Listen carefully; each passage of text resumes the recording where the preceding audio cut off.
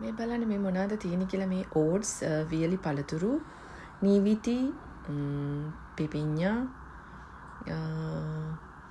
ඒ වගේම ඇපල් දොඩම් අරගෙන තියෙනවා පොඩියට කපාගෙන මේ හැම දෙයක්ම ඒ වගේම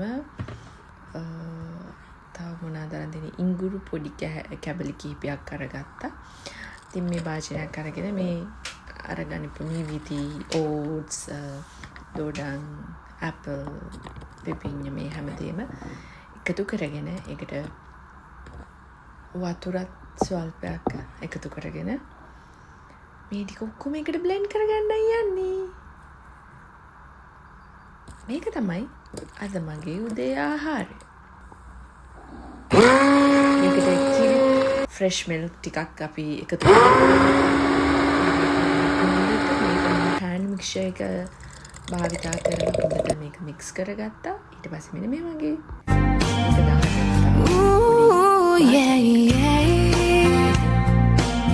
I love you more than I enjoy your breakfast.